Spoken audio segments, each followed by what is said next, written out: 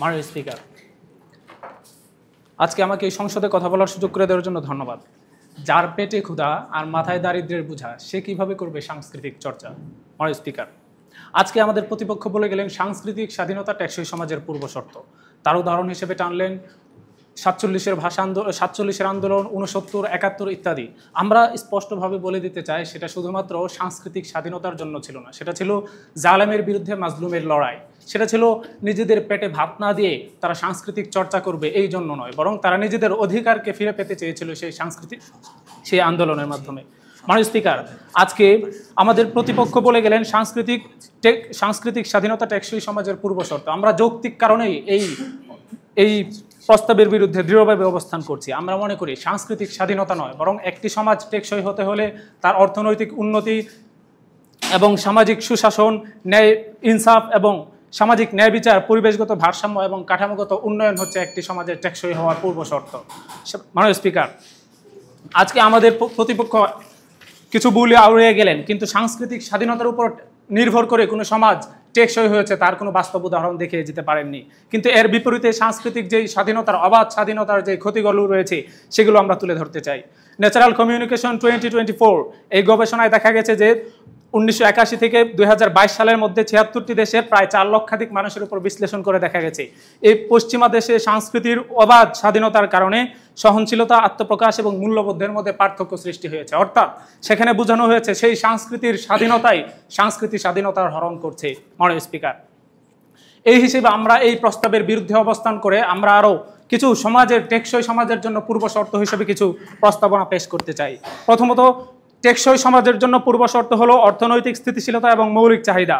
মাননীয় স্পিকার, জাতিসংঘের 2015 সালে রচিত এসডিজিতে স্পষ্ট করে বলা হয়েছে 17টা সূচিতে একটাতেও সাংস্কৃতিক স্বাধীনতা নেই। সেখানে বলা হয়েছে যে মানুষ যখন ক্ষুধার্ত থাকে, যখন সে নিরাপদ বাসস্থান বা স্বাস্থ্য সেবার সুযোগ পায় না, তখন সাংস্কৃতিক স্বাধীনতা সেটা কেবলমাত্রই বিলাসিতা। মাননীয় স্পিকার, দ্বিতীয়ত হলো সুশাসন এবং সামাজিক ন্যায় বিচার। যখন একটি সমাজে সামাজিক ন্যায় বিচার থাকবে, সুশাসন থাকবে, তখনই সেই সমাজে সাংস্কৃতিক স্বাধীনতা পরিপূর্ণভাবে বিস্তার ঘটতে পারবে। মাননীয় স্পিকার, টেকসই সমাজের পূর্বশর্ত হিসেবে আরেকটা হচ্ছে উদ্ভাবনের মূল চালিকা শক্তি শিক্ষা ও বিনিয়োগ।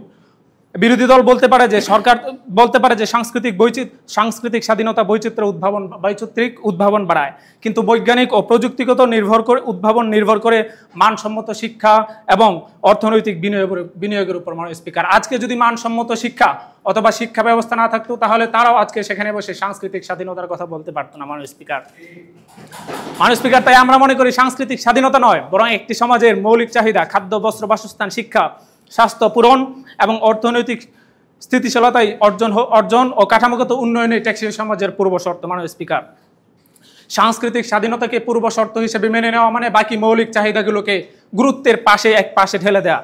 তাই আমরা তাদের কাছে কিছু প্রশ্ন রাখতে চাই। সেগুলো হলো, যেসব দেশে সাংস্কৃতিক স্বাধীনতা সীমিত, যেমন চীন, অস্ট্রেলিয়া অথবা সিঙ্গাপুর, সেই সব দেশ টেকসই হিসেবে এখনো বিবেচিত হয়, তাহলে আপনি কি তারপরও আপনারা কি মানবেন যে সাংস্কৃতিক স্বাধীনতা টেকসই সমাজের পূর্বশর্ত নয়? আর যদি কেউ সাংস্কৃতিক স্বাধীনতার নামে সহিংসতা বা অশ্লীলতা ছড়ায়, যেমন পশ্চিমা বিশ্বে পাওয়া যায়, তাহলে সেটাও কি আপনারা সাংস্কৃতিক স্বাধীনতা বলবেন?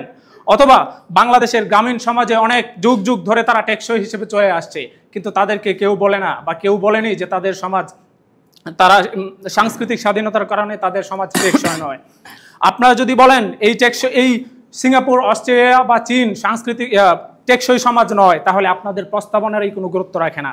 আর যদি বলেন অশ্লীলতা বা সহিংসতাও যেমন পশ্চিমা বিশ্বে দেখা যায়, সেটাও সাংস্কৃতিক স্বাধীনতার অন্তর্ভুক্ত, তাহলে অশ্লীলতা এবং বেহায়াপনা সেটা কখনো টেকসই সমাজের পূর্বশর্ত হতে পারে না। মাননীয় স্পিকার, এবং সাংস্কৃতিক স্বাধীনতার ফলস্বরূপই আমরা LGBTQ-কে দেখি। LGBTQ-এর মতো মারাত্মক ব্যাধিগুলো সেই সাংস্কৃতিক স্বাধীনতারই অন্তর্ভুক্ত। মাননীয় স্পিকার, আমরা আরো দেখতে পাই যে বিভিন্ন দেশে অর্থনৈতিক চাহিদার অর্থনৈতিক পরিপূর্ণতা থাকার মাধ্যমে তারা যেমন টেকসই সমাজ এসেছে, এমনইভাবে আমরা আরো দেখতে পাই যে ওয়ার্ল্ড ড্রাগ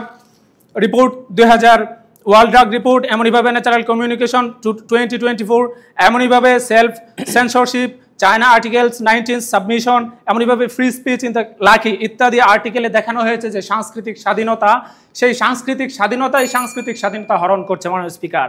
এই আর্টিকেলগুলোতে দেখা হয়েছে তাদের ভিতরে সাংস্কৃতিক নিয়ন্ত্রণ থাকার পরেও তাদের সমাজ টেকসই হয়েছে। আশা করি আমার আলোচনা থেকে আজকে বুঝে এসেছে যে সাংস্কৃতিক স্বাধীনতা নয়, বরং টেকসই সমাজের জন্য পূর্ব শর্ত হলো খাদ্য, বস্ত্র, বাসস্থান এবং শিক্ষার মান উন্নয়ন। ধন্যবাদ মাননীয় স্পিকার, ধন্যবাদ সবাইকে। আমি শুরুতেই যুক্তি প্রকাশ করার জন্য আমন্ত্রণ জানাচ্ছি বিরোধী দলীয় নেতা আসাদ। মাননীয় স্পিকার, আমি আমার প্রথম বক্তব্যে কিছু প্রশ্ন তাদের উপর উত্থাপন করেছিলাম, শুধু একটা প্রশ্নের ব্যর্থ উত্তর দেওয়ার চেষ্টা করেছেন, কিন্তু আমি আরও কিছু প্রশ্ন করেছিলাম যার উত্তর আমি পাইনি। বলেছিলাম বাংলাদেশের গ্রামীণ সমাজে বহু বছর ধরে টেকসইভাবে চলে আসছে, কিন্তু সেই উত্তরটা তিনি দিতে পারেননি। সেটা সাংস্কৃতিক স্বাধীনতা সীমিত থাকার পরেও সেটা কিভাবে টেকসই হিসেবে আছে।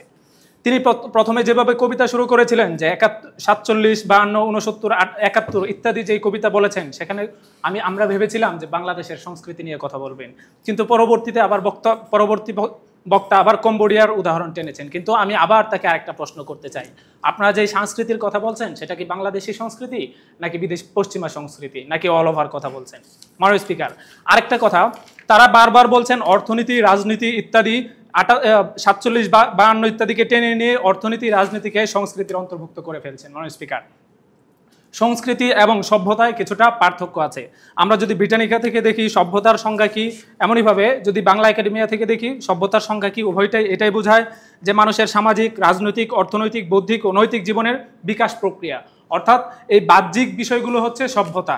আর অন্যদিকে আমরা যদি ব্রিটানিকা এবং বাংলা একাডেমিক অভিধান থেকে দেখি, সংস্কৃতি হলো মানুষের শিল্প, সাহিত্য, নৈতিকতা, আচার ব্যবহার, জীবনযাপনের শৈলী, অর্থাৎ সংস্কৃতি হলো মানুষের আভ্যন্তরীণ এবং সভ্যতা হচ্ছে বাহ্যিক। কিন্তু তারা সবটাকে একত্রিত করে সেটাকে এক জগা খিচুড়ি মার্কা কথা বলেছেন। মাননীয় স্পিকার, তারা আরো বলেছেন যে 24-এর সঙ্গে 71-এর সঙ্গে অধিকারের সম্পর্কটা কোথায়, সংস্কৃতির সম্পর্ক তারা সংস্কৃতির সম্পর্ক খুঁজে পেলেও অধিকারের সম্পর্ক খুঁজে পাননি। মাননীয় স্পিকার, 71-এর যুদ্ধ হয়েছিল আমাদের নীল পয়েন্ট অফ অর্ডার। তারা বলে গিয়েছিলেন যে সংস্কৃতি আসা হচ্ছে তাদের টেকসই সমাজের পরবর্তীতে, কিন্তু এবং মাত্র বক্তা বলে গেলেন যে সংস্কৃতি হচ্ছে মানুষের আভ্যন্তরীণ বিষয়। আর আভ্যন্তরীণ বিষয় এমন একটা বিষয় যে বিষয়টা মানুষের মাঝেই চলে, এটা কোনো সোনার হরিণ নয় যেটাকে চর্চার জন্য কোনো টেকসই চর্চার জন্য শিক্ষা লাগবে, যেটাকে চর্চার জন্য লাগে হচ্ছে অঢেল সম্পদ। এটা আভ্যন্তরীণ বিষয় তিনি বলে গেছেন। সুতরাং এটা টেকসই সমাজের পরবর্তীতে আসা কোনো বিষয় নয়, এটা মানুষের জীবনবোধের সাথে অলরেডি চলমান একটা বিষয়।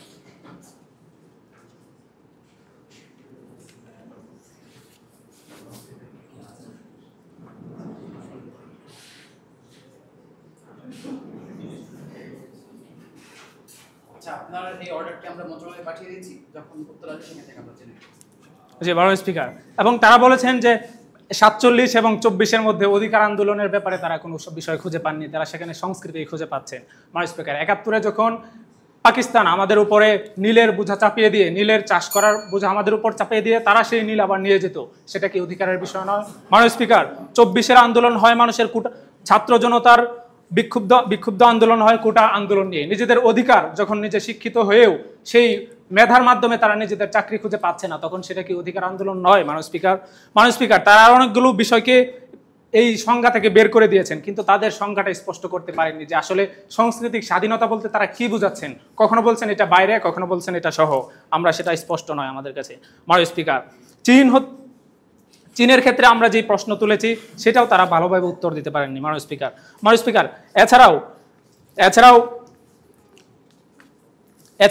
আমি আরেকটা প্রশ্ন করেছিলাম, যে সমস্ত পশ্চিমা সমাজে পারিবারিক ভাঙন, সামাজিক ভাঙন তৈরি হচ্ছে, কিন্তু সেগুলোকে তারা সেগুলো কি টেকসই সমাজ বলবে কিনা, সেখানে তো সাংস্কৃতিক স্বাধীনতা পূর্ণদমে আছে, তাহলে সেটাকে কি তারা সাংস্কৃতিক স্বাধীনতা বলবে কিনা, নাকি তারা সেক্ষেত্রেও মানবে যে সাংস্কৃতিক স্বাধীনতা টেকসই সমাজের পূর্ব শর্ত নয়? এই প্রশ্নগুলো আমরা উত্তর পাইনি। ধন্যবাদ মাননীয় স্পিকার, ধন্যবাদ সবাইকে।